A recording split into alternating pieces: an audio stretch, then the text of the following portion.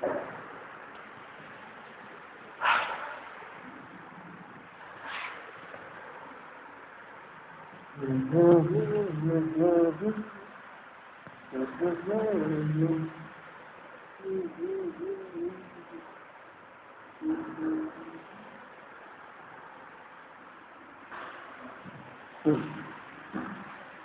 Students of class 9, कैसे हैं आप लोग?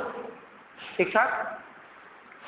तो एज आई रिमेम्बर कि लास्ट वीडियो में हम लोगों ने एक्सरसाइज 2.2 एंड कर दी थी ना, और इस वीडियो में हम लोगों को रिमाइंडर थ्योरम के बारे में जानना है और ट्राई करेंगे कि ये छोटी सी एक्सरसाइज, प्यारी सी एक्सरसाइज 2.3 को भी एंड किया जाए, है ना। तो let's concentrate on remainder theorem. What is this? Let's see. तो रिमाइंडर थ्योरम क्या है? सीधी सी बात है, रिमाइंडर के बारे में सब लोग जानते हो। अगर आप रिमाइंडर नहीं जानते हो तो भाई बहुत बुरी बात है। ऐसा बुरी बात क्या है? बुरी बात नहीं, बट मतलब कि क्लास 9 के अकॉर्डिंग अगर आप रिमाइंडर नहीं जानते, रिमाइंडर क्या है जानते ही होगे, आई होप, बिल्कुल कंफर्म हो जानते ही हो। नहीं भी जानते हो तो देखो, मान लो मैंने 2 से 7 को डिवाइड किया तो 2 3 just 6, रिमाइंडर बचता है 1। मैंने 2 से डिवाइड किया, 2 इज कॉल्ड डिवीजर। 2 को क्या कहते हैं? डिवीजर। 7 डिवाइड हुआ तो जो डिवाइड होता है that is called dividend. Answer जो आता है हमारा that is called quotient, and जो रिमेनिंग डिजिट है that is called remainder. Is it fine? Clear? कोई प्रॉब्लम तो है नहीं आप? Okay, very good. अच्छा, ये पता चल गया आपको यहाँ से कि रिमाइंडर। तो रिमाइंडर थ्योरम का यूज बेसिकली हम डिवीजन में, बेसिकली क्या, मोस्टली हम डिवीजन में ही करते हैं। और एनसीईआरटी के अकॉर्डिंग देखें तो जो आप लोगों को बताया जाता है कि इसको डिनोट कैसे करते हैं जानते हो? इसको डिनोट करते हैं डिवीजर को जीएक्स से, जिसे डिवाइड करना है उसे पीएक्स से, ये क्वोशिएंट क्यूएक्स होता है, और रिमाइंडर जो आता है वो क्या होता है? आरएक्स। अब ये क्या है सर? एक्स एक्स क्यू सबके साथ लगा दिए, इसे कहते हैं divisor in terms of X, जिसे डिवाइड करने जा रहे हैं polynomial in terms of X और dividend in terms of X. जो क्वोशिएंट है वो quotient in terms of X, and ये remainder in terms of X. तो एक्स के टर्म में ये सारी इक्वेशंस होती हैं, है ना, यही हम मानकर चलते हैं। तो यहाँ पर हमारा, अगर हम इसको फॉर्मूला बनाने की कोशिश करें तो एग्जाम्पल यहाँ से उठाओ। अगर हमको 7 लेके आना है तो हम क्या करेंगे? 2 × 3 + 1। आपने कुछ ऑब्जर्व किया कि यहाँ से हम कुछ फॉर्मूला बना सकते थे। 7 px की जगह पर है, तो ये क्या हो जाएगा? px। 2 डिवाइड करने जा रहा है, gx की जगह पर है, ये क्या हो जाएगा? gx। 3 क्वोशिएंट की जगह पर है, यहाँ पर क्या हो जाएगा? qx, और +1 रिमाइंडर है, तो क्या हो जाएगा? rx। तो यही आपका फॉर्मूला है जो आपकी एनसीईआरटी में शो किया जाता है, और कुछ लोग देखकर घबरा जाते हैं कि ये क्या रहा। तो बस आपने देखा कि px को अगर हमें फाइंड करना है तो रिमाइंडर और डिवीजर को, क्वोशिएंट और डिवीजर को मल्टीप्लाई करके रिमाइंडर को ऐड कर देते हैं, हमारा 20 वाला टर्म आया। तो मतलब यहाँ पर ओवरऑल 4 टर्म्स है, 4 में से कोई भी 3 टर्म दिए होंगे, आप फोर्थ अपना रिक्वायर्ड टर्म यहाँ से फाइंड कर लोगे। क्लियर? चलिए, बहुत अच्छी बात है। अब आप इसी के बेसिस पर एग्जाम्पल्स आप सॉल्व करेंगे, ठीक है। एग्जाम्पल सॉल्व करने का मतलब ये है कि जो भी एग्जाम्पल यहाँ पर दिए गए हैं उसको आप देखोगे, समझोगे और सॉल्व करने की कोशिश करोगे। नहीं आता है तो मैं हूँ, इन्फॉर्म करोगे मुझे थ्रू कमेंट और बताओगे, उसको मैं सॉल्व करने की पूरी कोशिश करूँगा, ठीक है। चलिए अब आगे बात करते हैं और देखते हैं। तो सबसे पहली बात तो देखो, रिमाइंडर की कुछ कंडीशंस भी होती हैं, ठीक है। रिमाइंडर थ्योरम वगैरह जो भी यहाँ पर बताई गई है, तो मैंने सिमिलर चीज़ आपको बता दी, लेकिन पहली बात यहाँ पर समझो कि रिमाइंडर की कुछ कंडीशंस भी होती हैं। रिमाइंडर की कंडीशन ये है, आगे चल के जो आपको पढ़ना है मैं थोड़ा सा बता दे रहा हूँ। यूक्लिड डिवीजन लेमा के अकॉर्डिंग ये जीएक्स की जगह आ जाता है ए, ठीक है, ए आ जाता है, ध्यान दो, सॉरी, पीएक्स की जगह। ए को डिवाइड करते हैं किससे? बी से, क्वोशिएंट आता है क्यू और रिमाइंडर बचता है आर। तो हम लिख सकते हैं A equal to B Q plus R, b into q plus r, और it can be written as a equal to B Q plus R, ठीक है। अब आर की या रिमाइंडर की क्या कंडीशंस होती हैं? तो रिमाइंडर कहता है कि मैं 0 से बड़ा या 0 के बराबर होऊंगा, लेकिन मैं कभी भी b से बड़ा नहीं हो सकता या b के बराबर, मतलब b से छोटा होगा। सीधी सी बात, रिमाइंडर b से बड़ा नहीं, हाँ ठीक, वैसे भी कह सकते हो कि ये b से बड़ा नहीं हो सकता। 0 से बड़ा 0 के बराबर हो सकता है, लेकिन b से बड़ा नहीं हो सकता, b से छोटा ही होगा। बराबर होगा तो रिमाइंडर बचा ही काहे के लिए, ठीक है, डिवाइड हो जाएगा। तो b से छोटा लेकिन 0 से बड़ा और 0 के बराबर होने की इसकी कंडीशन होती है। ये रिमाइंडर की कंडीशन है, ठीक है। यहाँ तक आपको रिमाइंडर को डिवाइड करना होता है जहाँ तक वो b से छोटा ना हो जाए। किससे छोटा ना हो जाए? b से, ठीक है।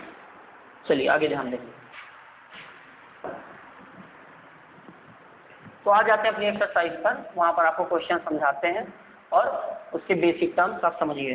भाई क्लास समझने की सर को दोबारा से बताना है, वीडियो को पीछे करो, बैक ले जाओ और फिर से देखो, है ना, ठीक है। और जिन लोगों ने लास्ट वीडियोस नहीं देखी हैं इसे जाकर देखिए भाई, कब देखोगे, आप ही लोग के लिए तो बनी है। चलिए तो एक्सरसाइज 2.3 में क्वेश्चन नंबर 1 पर ध्यान देते हैं। क्या कह रहा है? Find the remainder when polynomial दे रखा है x³ + 3x² + 3x + 1। हमको रिमाइंडर फाइंड करना है जब इसको, ये बेसिक जो 4-5 लगभग इक्वेशन दी हैं, जब इनसे डिवाइड किया जाए। तो चलिए हम अप्लाई करते हैं। तो मैं काम करता हूँ, मैं सेकंड से और फोर्थ से इसे डिवाइड करता हूँ, ठीक है। फर्स्ट, थर्ड और फिफ्थ से आप करके मुझे सेंड करोगे, आपके नोट्स में होने चाहिए, नोट्स कंप्लीट करना, नोट्स में सारे क्वेश्चन आपके लगे होने चाहिए, ठीक है। तो मैं इसको डिवाइड करता हूँ x - 1/2 से, ठीक है। चलिए ट्राई करते हैं। तो ये पॉलिनोमियल है, इसको मैं डिवाइड करता हूँ x - 1/2 से। देखो एक तो इसकी दो कंडीशंस हैं। सबसे पहली बात तो या फिर तो आप इसका जीरोस फाइंड कर लो और उससे रिमाइंडर बताओ, और या फिर तो डिवीजन करो। बात समझ आ रही है?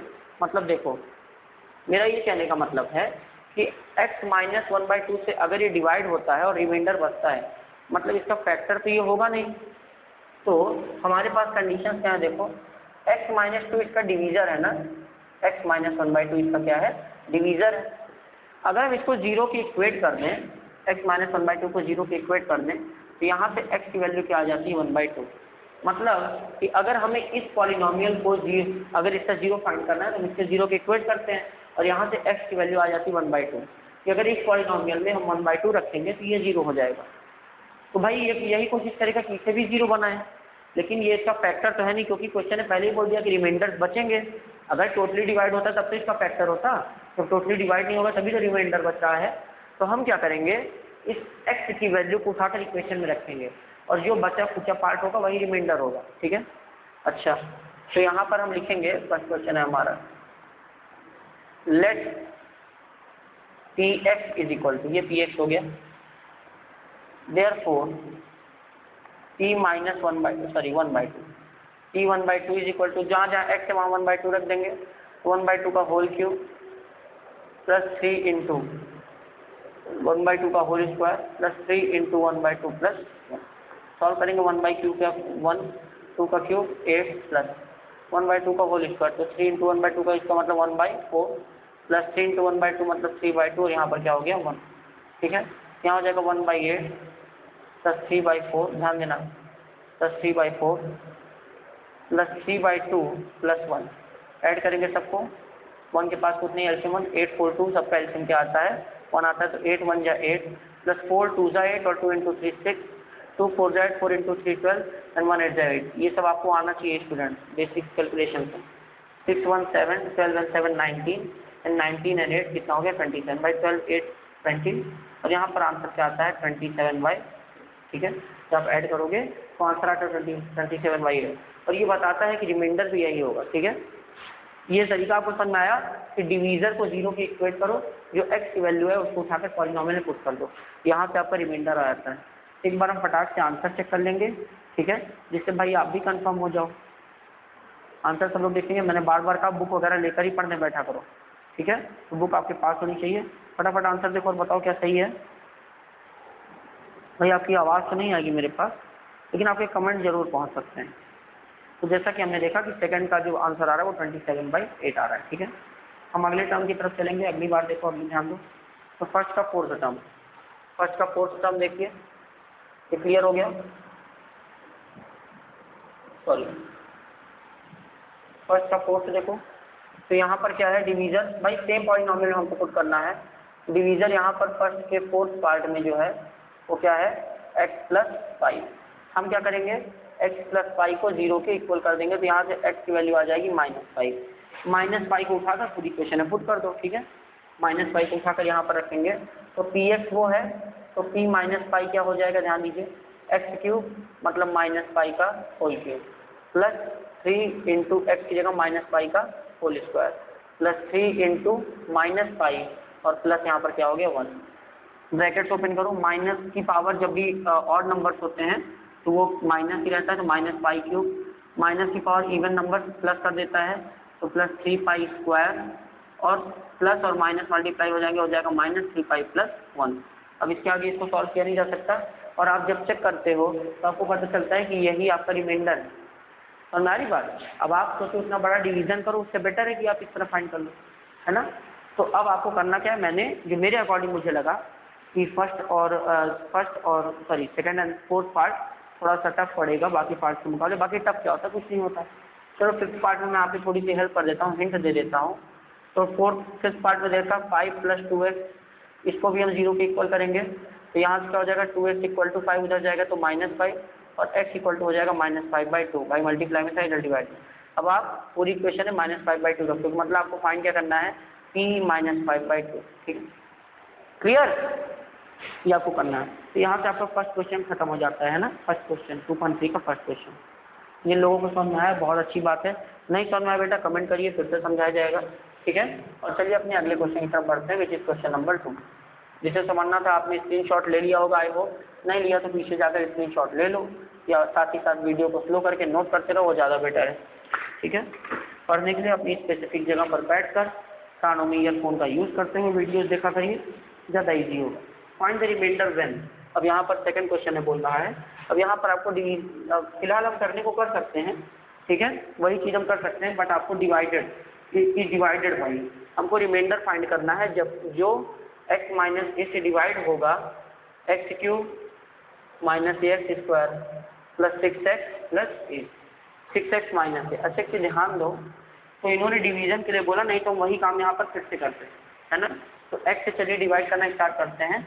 आपको ध्यान देना होता है ये डिवीजन के पहले टर्म पर और डिवीजन के पहले टर्म पर। यहाँ x है, यहाँ x क्यूब है, तो हम ऐसा क्या मल्टीप्लाई करें x में कि x क्यूब आ जाए। अगर नहीं समझ में आ रहा है तो क्या करोगे, x क्यूब को x से डिवाइड कर दो, यहाँ पर बचता है x स्क्वायर। हमको ये पता चला कि x को अगर इधर भेज दें, देखो तो x में x स्क्वायर मल्टीप्लाई करने पर x क्यूब आता है, मतलब x में x स्क्वायर मल्टीप्लाई करेंगे तो x क्यूब आ जाएगा। तो यहाँ पर आ गया x क्यूब, लेकिन x स्क्वायर का मल्टीप्लाई बेटा दोनों में होगा, एक तो x में हुआ तो x क्यूब और x स्क्वायर का -a में होगा तो -ax स्क्वायर। यहाँ पर हम क्या करते हैं, ऊपर वाले टर्म से नीचे वाले टर्म को कैंसिल करने की कोशिश करते हैं, साइन चेंज होगा, ये प्लस है तो माइनस और ये माइनस है तो प्लस, ये cancel out, sorry very sorry, आपको सॉरी बोलो, नुकसान तो मेरा हो गया यार, बैग गिर गया मेरा, लंबा हो गया फालतू में। चलो तो -1 इसका प्लस ये भी कैंसिल, बचता है यहाँ पर क्या 6x माइनस ए, ठीक है। हम क्या मल्टीप्लाई करें इसमें कि 6x आ जाए, हम पहले टर्म पर ही ध्यान देते हैं, x में 6 मल्टीप्लाई करोगे प्लस में, क्योंकि यहाँ प्लस का साइन है, तो प्लस 6x प्लस 6 इसमें करेंगे तो -6a हो जाएगा, साइन चेंज होगा, माइनस और plus 6x cancel, minus and plus, तो प्लस 6a माइनस a मतलब आंसर आता है आपका 5। आंसर नहीं आता, ये रिमाइंडर आता है, ठीक है। अब ये तो डिवाइड होगा नहीं, क्यों, क्योंकि यहाँ पर x का कोई टर्म रहा नहीं। तो पॉलिनोमियल में हम ये ध्यान देते हैं कि जो हमारे रिमाइंडर की डिग्री होनी चाहिए, ठीक है, that should be less than the degree of our divisor, ठीक है। तो यहाँ पर देख रहे हो कि x की यहाँ पर इस पॉलिनोमियल की डिग्री क्या है 1, क्योंकि x है, x की पावर है 1, यहाँ पर x है नहीं तो इसकी डिग्री क्या होगी 0, ठीक है। तो रिमाइंडर आपका आ जाता है 5a।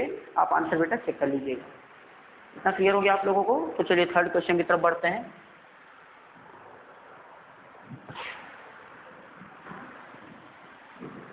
Check whether 7 + 3x is a factor of this और नॉट, ठीक है। तो अब ध्यान दो, तो बहुत इजी तरीका फिर से मैं वैसे बताऊंगा। आपको क्या करना है, 7 + 3x को चेक करना है कि ये फैक्टर है कि नहीं, किसका, इसका फैक्टर 3x³ + 7x का। देखो ध्यान दो, जब डिवीजर और डिविडेंड दिया हो तो हम ऐसी कंडीशंस में डिवीजर को 0 की इक्वेट करते हैं, जो भी x की वैल्यू आती है यहाँ पर उठा कर रखते हैं। अगर x की वैल्यू से ये पूरा पॉलिनोमियल 0 हो जा रहा है तब तो ये इसका फैक्टर है, अगर नहीं हो रहा है तो वही जो बचता है वो क्या है, रिमाइंडर। ठीक है, चलिए ध्यान दीजिए। तो हम क्या करेंगे, डिवीजर को 0 के इक्वल करेंगे, मतलब 7 + 3x = 0। पुटिंग डिवीजर वगैरह ये सब आप लिख लेना। ठीक है, यहाँ क्या हो जाएगा, 3x = 7, इधर गया तो -7, x इक्वल टू हो जाएगा बेटा -7/3। ठीक है, putting value of x in polynomial. इसको हम लेट कर लेंगे क्या, लेट px = 3x³ + 7x। हमें फाइंड क्या करना है, -7/3 पर। तो p -7/3 = तो 3 × x की जगह क्या रखेंगे, -7/3 का होल क्यूब प्लस 7, x यहाँ पर क्या हो जाएगा -7/3। x यहाँ पर वहाँ -7/3 रखेंगे। सॉल्व करते हैं स्टूडेंट, ध्यान दो। तो 3 × -7 का होल क्यूब क्या हो जाएगा, तो 7 × 7 = 49, 49 × 7 = 243, माइनस है तो माइनस ही रहेगा, तो -243, 3 का क्यूब क्या होता है 27, प्लस अंदर माइनस भी है तो प्लस माइनस माइनस लगा देंगे, 7 × 7 = 49 और अपॉन क्या हो गया 3। ठीक है, इसको सॉल्व करते हैं। तो 3 तो मल्टीप्लाई में है अभी भी इससे, साइन बगल बगल अलग अलग नहीं हो सकते, 3 × 1 = 30, 3 × 9 = 27। आंसर आता है -243/9 -49/3। ध्यान दीजिए यहाँ पर। अब हम क्या करेंगे, यहाँ पर इन भाई माइनस कॉमन ले सकते हैं, तो माइनस कॉमन ले तो अंदर बचता है 243/9। ध्यान दीजिएगा, 243/9 और प्लस 49/3, माइनस बाहर कर लिया। 9 और 3 का एलसीएम क्या आता है, 9 आता है। 9 से हम डिवाइड करेंगे 1, यहाँ पर आ जाएगा 243, ब्रैकेट के अंदर ही रखो क्योंकि माइनस साइन भी लगा है।